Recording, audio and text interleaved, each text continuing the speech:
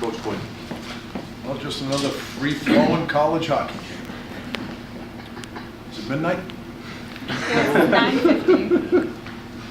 Well, I can't tell you how proud I am of our team.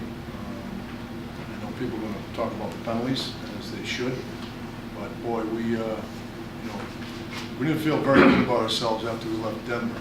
And one of the things that I know they felt is, we need to be better than that. And when you have such a young team, you're trying to find out what your identity is going to be and what your makeup's going to be. And early on, I felt like we were a team that competed, but we weren't hard enough to play against. And boy, were we a lot harder to play against this weekend than we were at any point in the season. And we showed a lot of guts, we showed a lot of character, we showed a lot of stupidity. We just really gutted this one out. And from our goalie on out, the penalty kill was outstanding. I don't know how many block shots we had. Our effort never stopped. There were a lot of obstacles tonight, 3 5-on-3s, and a lot of those obstacles we planted ourselves, but it's early, and every coach is trying to figure out what the makeup of his team is, and I feel really good about what our makeup is right now. Coach, the last time you guys posted back-to-back shutouts was March 9th and March 15th, 2013. I'm sure that leaves you feeling pretty good about where you guys are shaping up on the back end there. Well, I mean, we've really come a long way in 3 weeks defensively. We've done a nice job protecting the net front. I mean, Jake played really well tonight. I'm not trying to take anything away from him, but for a team that had to kill 12 penalties, he didn't have to make a lot of great saves, but he was also a great goalie, so he makes a lot of potential great saves look easy. But boy, did we do a great job in front of him. Those 5-on-3s weren't for 20 seconds. Those 5-on-3s for a minute and a half, minute 40. And it's a testament to the condition they're in too, and the job that Kyle Check and Ben Prentice do with our players. I mean, these guys are in incredible shape, and I give them a ton of credit. Those guys do a great job with our players. They care about them, and they should feel a big part of this win, because without the conditioning that our guys are in, I don't know if we're going to be able to win this one. One thing in hockey games, it's usually a pretty small margin for error, and those little bang-bang plays can make the difference. And you got 2 of them with Jordan's goal in the first period and Bobo's in the second. Kind of what do those do to maybe lift the spirits and say, hey, we're getting penalties, but we're still in this? Yeah, I mean, anytime you can kill a penalty and then get a goal, you should be able to ride that momentum, but we weren't able to do that because we kept taking penalties. And listen, I know what the mandate is, but I think the referees and the players all are continuing to figure out what a penalty is these days. Nobody wants to see that. The game was ruined, and I'm not blaming the referees. The players need to adapt to the system and to the standard, but also the referees also do too. So this is going to take a little bit of time. All we can do is work on the things we can control and not take dumb penalties. Learn the standard, learn the mandate, and we'll take care of what we need to take care of, but I also think the referees will continue to work on what they need to take care of. Realize what a penalty is in the new standard with the new mandate. Can you talk more specifically about Jordan, his second goal of the weekend? How nice is it to see him contribute early in the season this year? Well, we talked an awful lot at the end of the year last year. As good a year as he had 5 goals. When you're a guy that big and strong and have the talent he has, that ain't cutting. And he was determined to be more of a goal scorer. I think it started happening over the summer when he was at the World Junior Camp. He had 3 goals in that tournament, and he's picked up where he's left off. And, he's a dominant player at this level, a dominant player, and he should be a dominant player on the score sheet. As you might imagine, Coach Pecknell wasn't very happy with his team's power play tonight.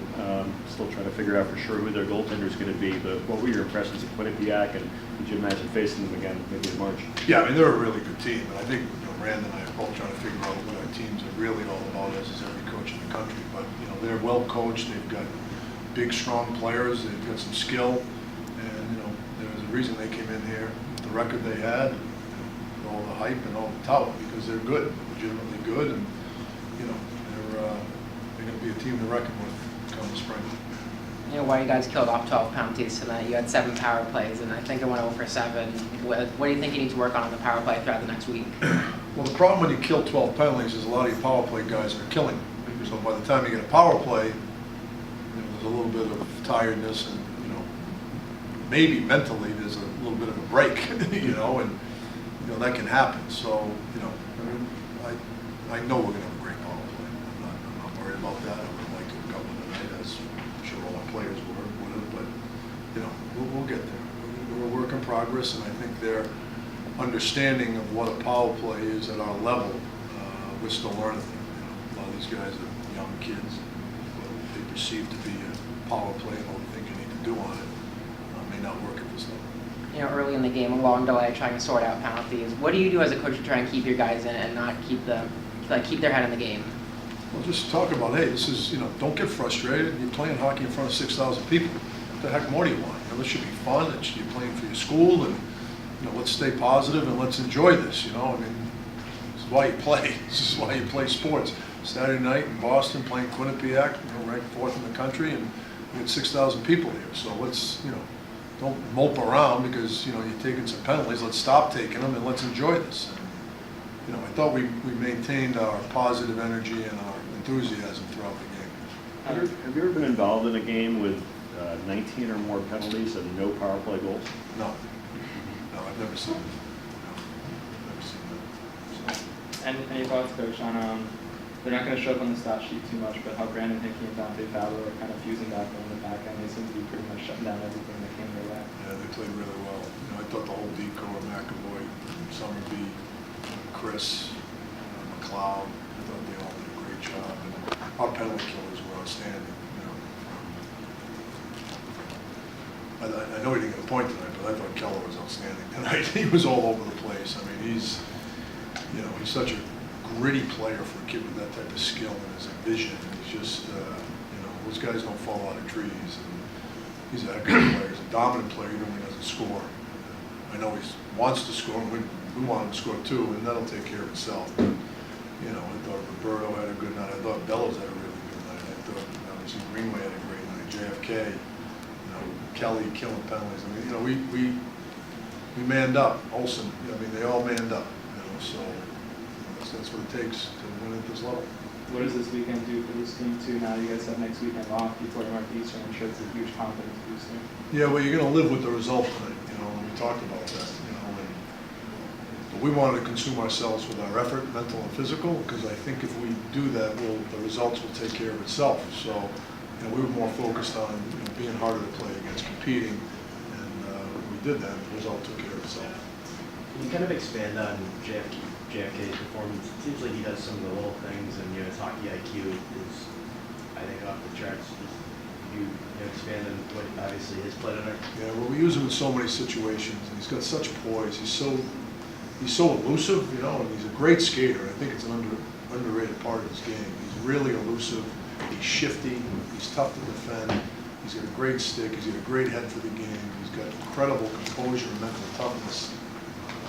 That's why he's so highly thought of and why we use him to the point of exhaustion.